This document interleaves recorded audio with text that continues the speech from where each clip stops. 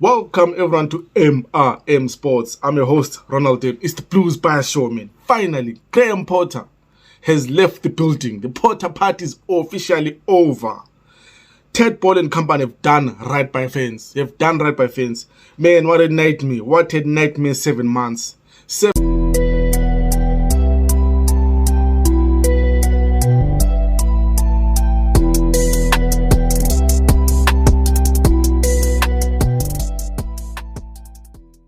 Potter gone, Graham Potter fired. The Potter party is over. I remember the first time I did a video, I was celebrating. Not celebrating, but then shocked. Tuchel was shocked. Tuchel was sacked. And revealing that Potter was the new manager. And hoping things would take a turn for the good man. What a diabolical 7 months. What a painful 7 months to be a Chelsea fan. In honesty, it's like 5 months of being in pain as a Chelsea fan. The worst 5 months I can ever think of. The worst 5 months I can ever remember me going through as a Chelsea fan. This, the defeat on Saturday against Aston Villa really dealt me some pain I never knew existed as a Chelsea supporter. And that's when I knew it was bad. And I was one of those fans that really thought, surely Ted Ball won't pull the trigger. It seemed like Potter is his guy, and he's the guy he's willing to die on. But then I think it did what's best for business. What the authority did what's best for business. For a change, man. And Potter had to go. I mean, I was going through some Potter stats, man. In 31 games, Potter was in charge of Chelsea. This guy only won 12 of them, and he lost 11 games. I mean, so which means only one game. How do you as a manager lose 11 games with Chelsea and only win 12 out of 31? And in the Premier League, he played 22 games. We scored 21 goals. Imagine 22 games, you scored 21 goals.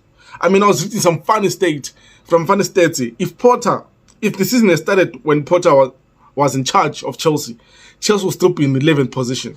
That's how bad he was. I mean, he basically turned Chelsea into a relegation team, into a mid-table team overnight, man. Over 7 months, how do you quickly turn Chelsea, one of the most successful teams in the past 2 decades, dare I say? How do you change them into a mid-table team just like that on the click of your fingers, man? This was a nightmare under Potter. Let's classify it as it was a nightmare under Potter. I think you'll be the first one to admit that, you know what, the Chelsea job was too big for me. It was indeed a nightmare. And I thought, why not, man? Why not look at some interesting facts? I mean, what I believe really led Potter to get fired. I mean, these are the 5 facts for me that really made Potter get fired. The first one is you could never fill Tuchel's spot. I mean, Tuchel's firing was a shock. It shook the Chelsea support fan base, the Chelsea fan base, whatever, man. Everyone was shocked. There was no one supporter who really thought, you know what, Tuchel deserves to be fired. After the whole Abramovich debacle, after Tuchel holding the fort down, man, really working on bare fumes, bare minimum to make sure we get top 4, to make sure we play Champions League football again, Potter was never the guy to replace him. His firing, first of all, was dubious. I get the new management coming into place. They want to release everything Abramovich related. Every backroom member related to, not related, but then brought in by Abramovich. And Tuchel as the final piece of the Abramovich era, which was remaining as a symbol of the club. And they felt, you know what, you need to move on from that. But then firing him at a point where, after he'd done so much to hold the ship down, to bring in players. I mean, it was after the transfer window. I think it was after 7 games or so when they decided to let go of him, which was a huge mistake. And you could see every fan. I mean, if you go on social media, after every game, everyone would be saying Tuchel, if it was under Tuchel didn't deserve this. This was the biggest downgrade. So Potter could never fill Tuchel's spots. He could never convince the fans to convince us that he can fill Tuchel's spots. I mean, it was never meant to be. I think inside, if Tuchel hadn't won the Champions League with Chelsea, if Tuchel hadn't shown some period from when he came in, I mean, I remember when Tuchel said we're going to be the most difficult team to play against, and we were that 6, 7, 8 month period where we won the Champions League, where Pep couldn't figure out what to do with Chelsea when he was playing Chelsea. That, I think, that convinced fans that Tuchel was the right fit for us. He was the manager who could fight against Pep and Klopp,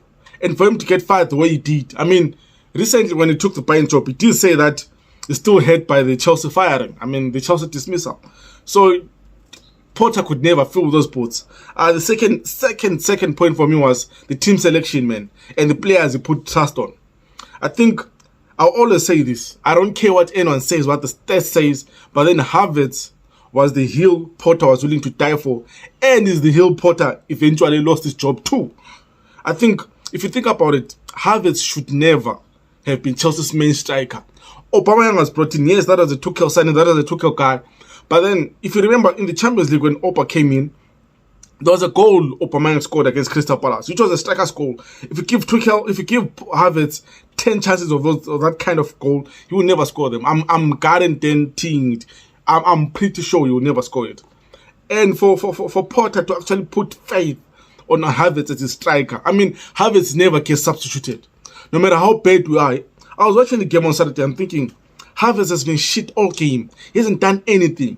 He's taking out players who are actually contributing towards something.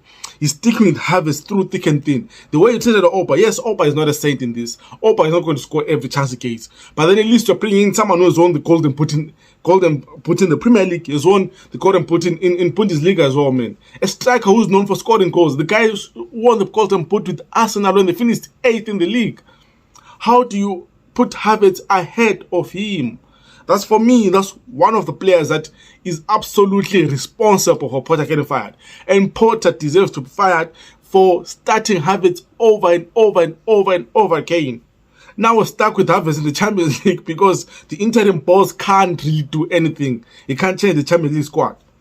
And again, his team selection, man. I mean, number 2 and 3 on my point list are really related, are correlated. If you think about it, he's chopping and changing. I was looking at the starting lineup against Aston Villa. Kante is fit. Ruben Loftus-Cheek, a player that won't get into the Aston Villa side currently, is starting for Chelsea. How do you expect to win that game? I mean, already I was talking to a friend during the game. Unai Emery is a better coach than Graham Potter. Let's be 100% real. Unai Emery, the coach of Aston Villa, is a better coach than Potter. His team selection shows that he wants to win the game at Stamford Bridge. Potter's team selection shows that he's not sure of what is going on. He doesn't even know his best team. I mean, if I was Potter, what I was going to do? I mean, it's easier to talk against from my side, but if I was Potter, it was clear. You know the players you want to get rid of in the summer. Don't play them for Chelsea. Yes, they might not be a popular choice. Don't play them for Chelsea. There's no point in you. I remember the game against Spurs, Havertz start. It was after the transfer window, not Havertz, sorry, Ziyech. It was after the transfer window where Ziyech almost joined PSG. Then is the first name on the list who are playing Tottenham away from home. I mean, that's some weird team selection. Then weekend it starts a back three of what's his name? The Senegalese captain of what's his name? I call him Blake Maguire, the Blake Maguire from Senegal, man. He starts Cucurella Parashile, who has been arguably the best defender alongside Thiago Silva this season, even though he came mid-season, if you think about it. He's on the bench. I mean, Chalopa is on the bench. How do you start? And then there was one thing he did which annoyed me the most in the game against Aston Villa. Our major attacking outlet was Chilwell. Then he brings on Captain America to come in and Pulisic to play in the wing, and then Chilwell drops into a back three alongside the headed Black Maguire and James. He's basically killing our attack and he's trying to get a goal. While 2 goals down, he decides to bring, that's the right time to bring on N'Golo Kante to try and do what? I mean, his team selection for me, just contest chopping and changing, in all honesty, really hurt Graham Potter. I mean, you could see he was becoming too confused by the job. For me, man, the 4th point. This one is a more painful one. Graham Potter never really truly inspired the fans, man. He never made the fans feel like they can get behind this Chelsea team. I remember I did a video a few weeks back saying that he is not Don Carlo Ancelotti, man. He can't be quiet on the touchline. He can't act as if everything's cool. The boys know what to do. The boys are going to turn it on even if they go down. He was never that guy. And he tried to portray that image for so long. Yes, it worked at Brighton when they're not doing well. It worked at Brighton because Brighton fans were supposed to be grateful because he was saving them from relegation and was now turning them into a mid-table team. But then at Chelsea, that will never fly. I mean, if we're losing, We want to see that fight. You remember the game against Spurs where Tuchel was in charge? I'm sorry, I keep on referring to Tuchel. When Tuchel was in charge and we were drawing 2-2 against Spurs and he nearly knocked Conte out. That's the passion Chelsea fans wanted. If Potter was coming out saying these players are not doing what I'm telling them to do in the training field, in the training ground during the week, then some deserve to be dropped and then Chelsea fans will see, you know what, this guy is angry, cares about his job. But then he comes out and says his players gave their all. You can't say that on Saturday. You watch the whole 90 minutes. You can't say players gave their all. I only named 2 players who gave their all. It was Chilwell and Enzo. Those are the only 2 players I can say, you know what, they gave their 100% all on the pitch on Saturday. The rest of the team, man, they didn't give. You could tell that they were fed up. You could tell Felix was trying to freestyle. It was more of a freestyle football during the week. It was more of a freestyle football. And in all honesty, he never truly convinced the fans that, you know what, I'm the right guy for you. Get behind me. I'll make you forget about Tuchel. I'll give you the right results. I mean, there was a spell just before the international break, just before the toll draw against Everton. There was a spell where I was starting to turn the results around, where you started to feel like, you know what, I need to get results other than the type of football. And for me, the defeat against Aston Villa was the final stroke, man. There was nothing we can do about that. He needed to go. Then the 5th and final point for me, it was the team lacked identity. The team lacked, you know what? I remember when Eddie Howe came to Newcastle. I was watching Newcastle yesterday against Manchester United. And you can see what Newcastle had to. I remember when Eddie Howe came, then the relegation battles on, man. After a few games, you could see what this guy is trying to achieve with Newcastle. With Chelsea under Potter, you couldn't see, even in the first games when he was winning. I think it was just the manager bounce every team gets when a new manager is appointed. But then you couldn't see what kind of football you're trying to play. 1 minute he's 3 at the back. During the game, he changes to 5. He changes to 4 at the back. The formations were all over the place. Even the games he was winning, the formations were all over the place, man. You couldn't tell. If I ask anyone, what was Chelsea's identity? How do we attack? How do we start our play? How do we counter-attack? How do we defend as a team? No one can really give you those insights because the team had no identity whatsoever, man. And you could tell them it was straight from the manager because there's no way week in, week out, players are told instructions to go and do them and they don't deliver on the pitch. I mean, if the team is bad, generally you can see. I mean, if you watch Liverpool, you can see what Liverpool's deficiencies are. But then you know how they're going to attack. Against City, you could see they're trying to set up for a counter. With Chelsea, you can never see if we're going to play counter-attacking football or if we're going to dominate position. It just so happens that one of the 2 takes place, or at times it's just all over the place. You can't see if we're attacking or counter-attacking or defending or whatnot. We can never see, man. And then he will chop and change and bring substitutions which don't even make sense.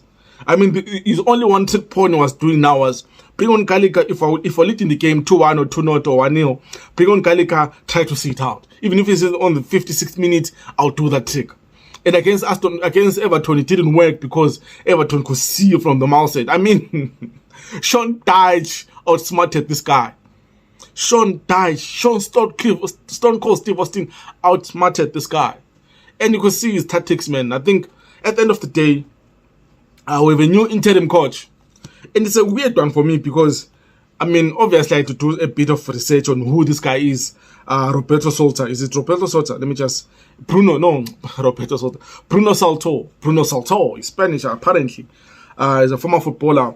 Played for Espanyol, Almeria, Valencia. Then went to Amex in 2012. Man. He was part of Graham Potter staff, backroom staff.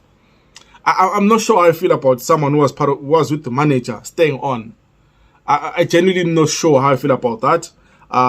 It will be interesting to see which tactics you place in order against Liverpool 48 hours from now. What is it, Tuesday or Wednesday? I think it's tomorrow. It might be tomorrow. Yeah, it might be tomorrow. It will be interesting to see the kind of game you play against Liverpool, man. There's nothing much we can say he's going to do. He's going to implement. I think what he has to do is the players like Aubameyang were frozen out.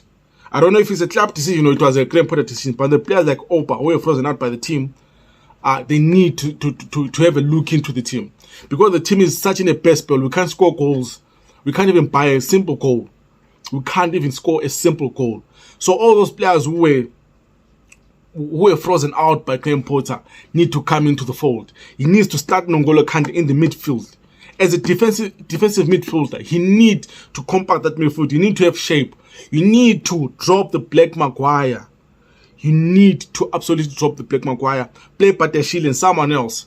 I mean, we need to play players on form. Pick a team with players on form. Pick a team that's willing to fight for the badge. If you're Bruno, you have to do that. That's all you have to do for the next 6 months. Get our first win. Get us to 40 points so that we know for sure we're not getting relegated. That's the first assignment. Second assignment, steady the ship. If you finish on 10th, no one will blame you. Against Real Madrid in the Champions League, do your best. If you get to win, if you get a defeat, who cares anyway, man? If you get a win, Bruno, that's excellent. For me, I would rather call Lampard. In all honesty, I've called Frank Lampard to come and see out the remainder of the season. I'm not sure if any fans would have wanted that, but then you give Frank Lampard 6 months contract really to say, you know what, take this job. I don't know if his contract terminated at Everton allowed him to take another job in 6 months' time or in a few months' time. But then I would have given Lampard, at least Lampard knows some of the players. Lampard is a club legend. Under Lampard, we played the 4-3-3. And we did. I mean, the first year of Lampard, we did quite well. So I don't know, man. All I can say now is we have to get behind Bruno Solskjaer. I think that's the only thing we can do as Chelsea fans, man. But it is what it is, man. Graham Potter is out of the building. Finally, he is fired. I'm your host, signing out.